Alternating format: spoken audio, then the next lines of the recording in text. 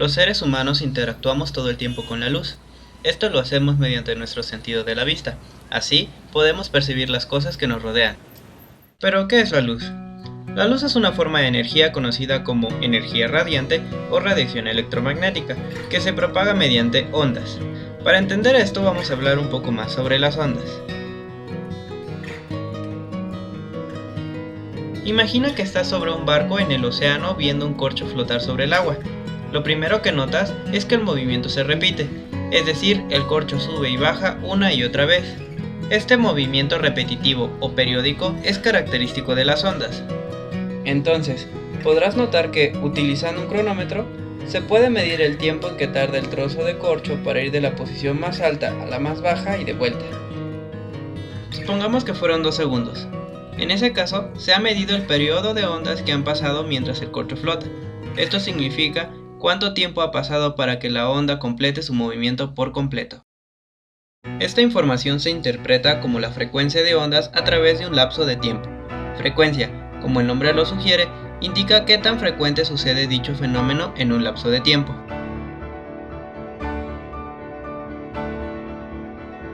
En este caso, cada onda tarda 2 segundos. Esto indica que la frecuencia es de 0.5 ondas por segundo. Bueno, suficiente de corchos. Ahora hablaremos sobre la luz y el color. Si la luz es una onda, entonces debe tener una frecuencia, ¿cierto? Bueno, así es, y resulta que ya tenemos un nombre para la frecuencia de la luz que detectan nuestros ojos, y se llama color.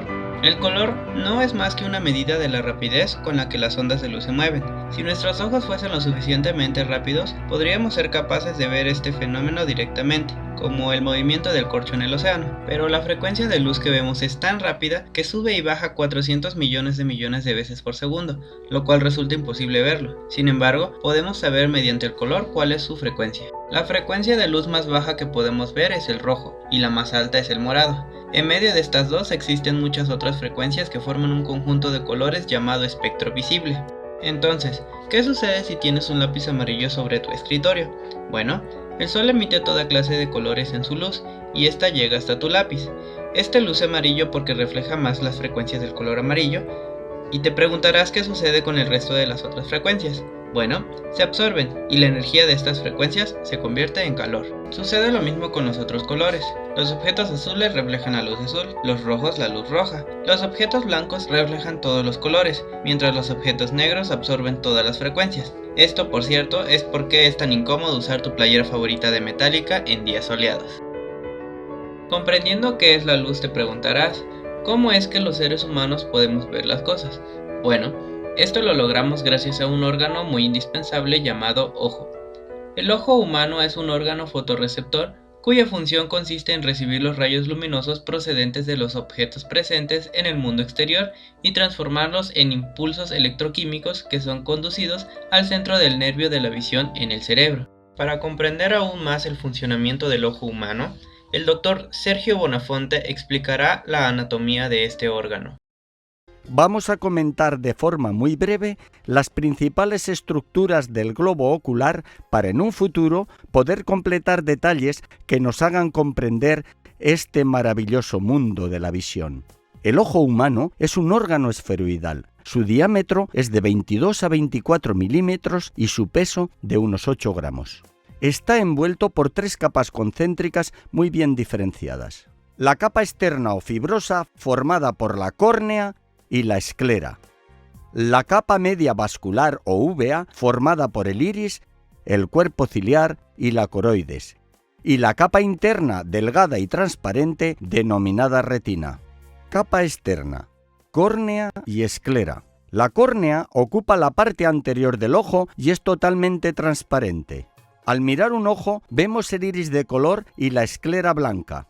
La córnea se encuentra delante del iris, pero no la vemos porque es transparente, pero podemos visualizarla con un biomicroscopio llamado lámpara de hendidura. La esclera o esclerótica es de color blanco opaco y cubre toda la superficie posterior del globo ocular, incluido el nervio óptico. Capa media o úvea, iris, cuerpo ciliar y coroides. La palabra úvea deriva del latín uva, pues si eliminamos la córnea y la esclera de un ojo de cadáver, la capa media toma el aspecto de un grano de uva. El iris. El iris forma la parte más anterior de la uvea. Su aspecto es el de un disco con un orificio central, la pupila. El color de los ojos depende de la apariencia del iris. El cuerpo ciliar. El cuerpo ciliar aparece como una protrusión triangular. Por delante se continúa con el iris y por detrás con la coroides. Su superficie externa se adhiere a la esclera y la interna al vítreo. Por detrás se continúa con la retina con un margen escalonado denominado ora serrata, la coroides. La coroides ocupa la parte posterior del globo ocular entre la esclera y la retina. Capa interna o retina. La retina está formada, como el cerebro, por tejido nervioso especializado con una estructura muy compleja. Contiene las células de la visión llamadas fotorreceptores que captan la luz y la transforman en impulsos nerviosos. Hay otras muchas células en la retina que modifican los impulsos nerviosos y los conducen hasta el cerebro.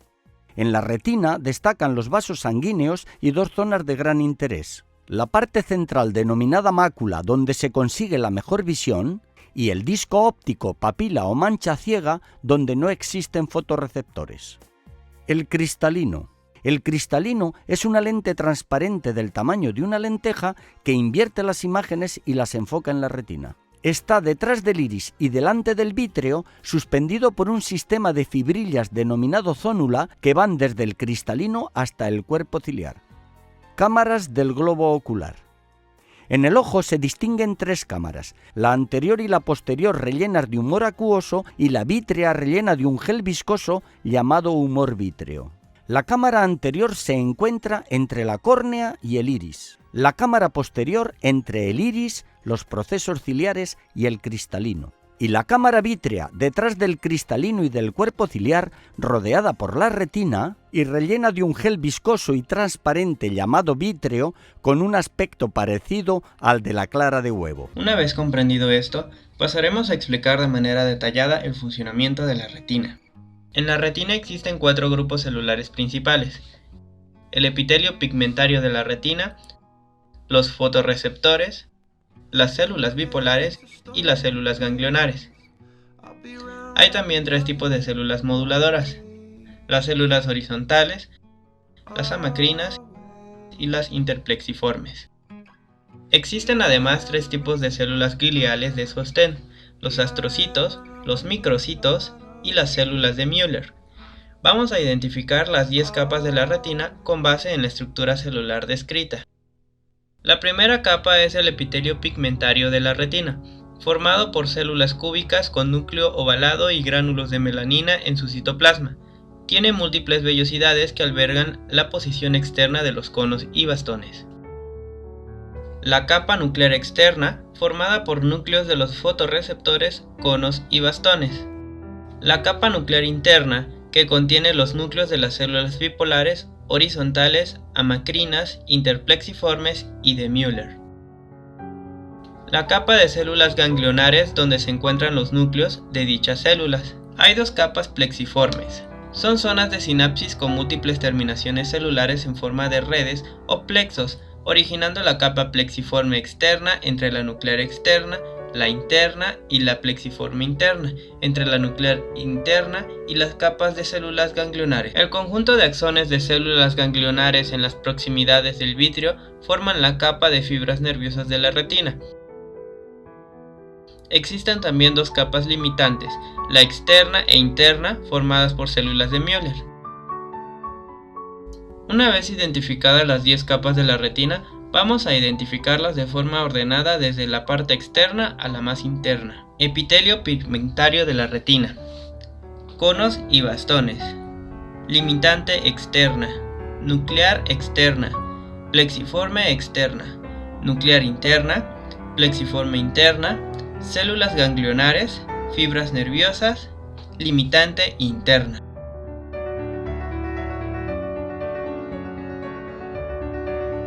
Los fotorreceptores de la retina fueron descritos por primera vez en 1886. Son neuronas muy modificadas sensibles a la luz, muy complejas y muy especializadas. Se diferencian en bastones y conos, pero con una estructura básica similar. Los fotorreceptores son alargados, Tienen un cuerpo celular donde se encuentra el núcleo y dos expansiones externa e interna con varios dominios morfológicos para cumplir funciones específicas. El núcleo es más grande en el cono que en los bastones. Como en cualquier célula, contiene la información genética en sus cromosomas. Está formada por el segmento externo, el segmento interno, un segmento conector entre ambos y una fibra conectora externa. El segmento externo es la estructura que diferencia a los fotorreceptores en bastones y conos. Contiene los pigmentos visuales y por ello son sensibles a la luz. El interior del segmento externo es una estructura formada por repliegues de la membrana celular, en continuidad con dicha membrana en los conos, pero con discos independientes en los bastones. En la pared de las membranas de los discos, de los bastones y de los repliegues de los conos, hay incrustadas moléculas del pigmento visual, fotopigmento compuesto por una proteína, opsina, y un líquido retinal derivado de la vitamina A. El fotopigmento de los bastones es la rodopsina, cuya opsina es la escotospina, para visión en la oscuridad, y el de los conos es la iodopsina, cuya opsina es la fotospina, para visión con luz. Existen tres tipos de conos con fotopsinas sensibles a diferentes longitudes de onda para poder visualizar el azul, verde y rojo. Por lo tanto, bastones, rodopsina, escotopsina, oscuridad. Y los conos serían la iodopsina, fotopsina para la luz. La luz que llega a la retina activa el pigmento visual o fotopigmento y mediante un complejo proceso llamado fototransducción es transformada en impulsos nerviosos. El segmento interno se subdivide en dos partes importantes. La primera, el elipsoide, está formado por un gran acúmulo de mitocondrias que aportan la energía necesaria para realizar los complejos procesos visuales del segmento externo de los fotorreceptores. La segunda, el mioide, contiene el aparato de Golgi, ribosomas y un extenso retículo endoplásmico que sintetiza las proteínas necesarias para la elaboración de las membranas y componentes celulares. El segmento conector es una franja estrecha de conexión de los segmentos externos e internos. Es un puente de citoplasma donde se encuentra el cilio conector y por donde pasan vesículas con productos de biosíntesis. El cilio conector tiene su cuerpo basal en el vértice del segmento interno, desde donde se extiende hasta el segmento externo. Dicho cilio tiene 9 pares de microtubos concéntricos, sin los 2 pares centrales frecuentes en tipos de cilios de otras partes del organismo. La fibra conectora externa une el cuerpo celular con el mioide. Está mucho más desarrollada en los bastones que en los conos. Contiene ribosomas, neurotubos y neurofilamentos. La expansión interna o axón del fotorreceptor consta de 2 partes, la fibra conectora interna y el terminal sináptico. La fibra conectora interna es una zona de citoplasma adelgazada y oblicua rica en neurotubos y neurofilamentos. Está más desarrollada en los conos que en los bastones y se extiende desde el núcleo hasta la región sináptica donde se ensancha. El terminal sináptico contiene neurotubos, neurofilamentos y vesículas cargadas con neurotransmisores para pasar información de los receptores a las células bipolares. El terminal sináptico de los bastones se llama esférula, porque es pequeño y redondeado y con una sola invaginación. En los conos se denomina pedículo, pues es plano y extenso y con unas 25 invaginaciones.